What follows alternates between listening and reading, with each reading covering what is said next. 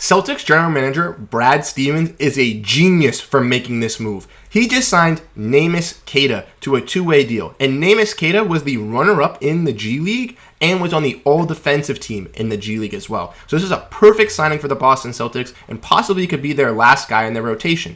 Welcome back to Celtics Digest. I'm Bruce Veliz, and in today's video, we're going to be breaking down the Neemias Queta news, Celtics legend Paul Pierce playing over the summer with Celtics superstar Jayson Tatum and how that will impact the Celtics going into next season. And lastly, we'll be talking a little bit on Blake Griffin, on potential some news of him leaving. So welcome back to Celtics Digest. And if you're a part of the 95% of people who are watching our videos and a part of this family, but haven't hit that red button yet, make sure to subscribe. We'd greatly appreciate it here on Celtics Digest. As a family, we're trying to get to 1,000 subscribers. And if you could help us get to that goal, we'd greatly appreciate it. So if you're a big Celtics fan, you want to keep tuned in and know all your Celtics knowledge, hit that subscribe button, and let's get into today's video. First topic at hand we have today is the Blake Griffin story continuing. And yes, we've mentioned Blake Griffin a ton in the past couple weeks, but we got a little bit of more news coming around on him most likely not coming back to the Boston Celtics. We have this report from Brian Robb where he says that the door remains open for the Celtics and per sources on a return with Blake Griffin, but Blake Griffin prefers to stay out west and is an open question mark at this point. If Blake Griffin were possibly to come back, a midseason return is the far more likely scenario. And personally, I don't know if the Celtics should be entertaining that. I know that Blake Griffin is a nice locker room presence. He's a great big man who actually a lot of the Celtics fans and Celtics players actually enjoy having. And I think that obviously the Celtics want him to be a great leader and hopefully for the chance for him to get a ring. But if he's going to be joining mid-season, I don't know if that's what the Celtics want to be entertaining.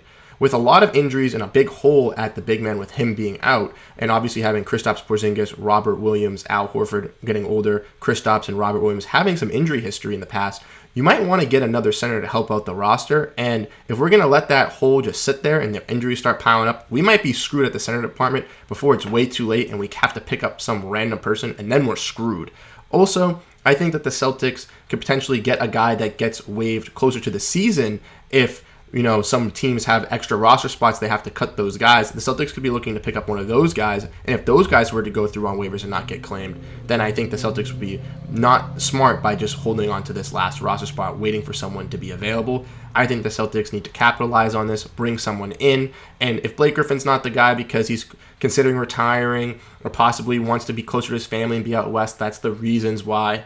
I honestly want to feel for him and give it to him, make him go out west. But if he wants to do these things, he needs to sign with the team and be confident already. If he's considering retiring, just retire. There's no need to drag this on until closer to the season. The Celtics, I think, need to kind of just put the Blake Griffin note in the past and maybe look as another third center to bring into this organization. Next, let's get into some more news talking about Tatum training with Celtic legend Paul Pierce. And this is honestly great as a Celtics fan to hear. You love to see your old legends in your primes obviously playing with the new superstars of the new franchise and actually staying intact. As we all know, Paul Pierce is a Celtic for life. He's obviously expressed that multiple times when he worked at ESPN before he got fired. And he is a big Celtics guy. And from this report from Chris Forsberg, who works from NBC Sports Boston, he got this quote from Paul Pierce talking on the Show Basketball Show with Kevin Garnett, and he said, "It's an honor just to be there and see him go through his journey. He's already at the top of the food chain. I'm just part of the support system."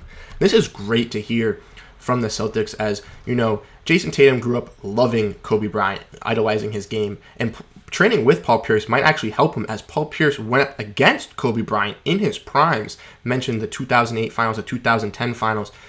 Kobe Bryant and Paul Pierce had their duels, and Jayson Tatum obviously has learned a lot from Kobe Bryant to probably use against Paul Pierce, but Paul Pierce definitely taught him some tricks that Kobe used to use against him, or things that Kobe taught him as well that he could use in the offseason to hopefully use against other wings in the NBA. Also, a big meaning of bringing this up is Sam Cassell was the main reason why Paul Pierce started working out with Jayson Tatum. And Sam Cassell, as many of us know, was infamously brought to Boston in the Kevin Garnett trade, but then stayed in Boston for a little bit and now is back as an assistant head coach under Joe Mazzulla's staff. And this is great for the Boston Celtics, as Sam Cassell loves Boston, great gritty-nosed point guard that knows how to play defense and actually can help these guards buy in onto the defensive side of the floor and maybe playmaking a little bit, which is great for the Celtics.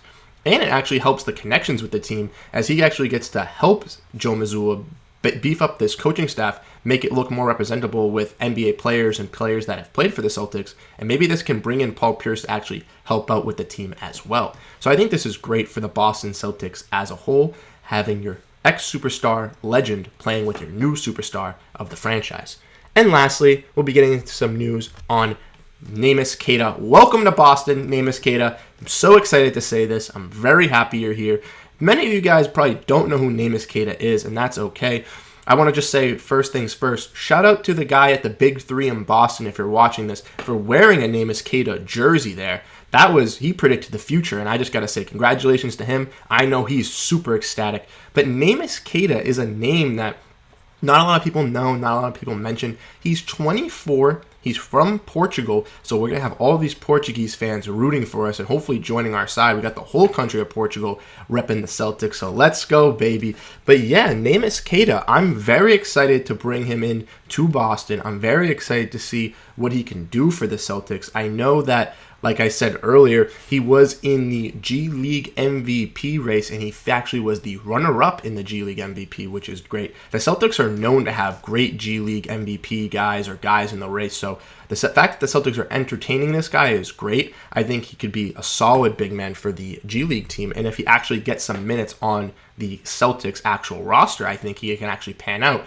He did play for the Stockton Kings in the G League, and that's where he played. And Sacramento, even though they did have some big man problems, they never really decided to give him a start. He had some times where he would play for them here or there, but he was mainly a G League guy, and he might be that for the Celtics, but I think he has the possibility of breaking out and being one of the better big men on the Celtics as well because he has that G League experience. As we know, guys like J.D. Davison, guys like Jay Scrubb, those are guys who are going to be playing in the G League alongside with Neemias Queta. And if they can form some sort of connections or, form great relationships, if they actually get to go play in for the Celtics, they might actually be able to do some dirty work for us and actually be solid. And I'd be very happy to see that as a Celtics fan. Obviously, you want to see the best players play, and I think that Neemias Queta has a shot to actually be a solid guy on this Celtics rotation. So let me know what you guys think in the comment section below. Do you guys like the signing of Neemias Queta? Let me know what you guys think. Do you guys also like that Paul Pierce is training with Jayson Tatum? Do you think that Jayson Tatum should be training with other superstars from the Celtics as well? Let me know who you think he should be training with in the comments below. And the last thing I have to ask is Blake Griffin. Do you want him? Do you not? Again, hit me in the comments. I greatly appreciate it. I always like reading your guys' comments, and I want to make sure that we can keep this train going. So make sure to stay subscribed to Celtics Digest, and we'll be back to talk about more Celtics content in the next coming videos. I'm Bruce Veliz, and I'll catch you guys in the next one.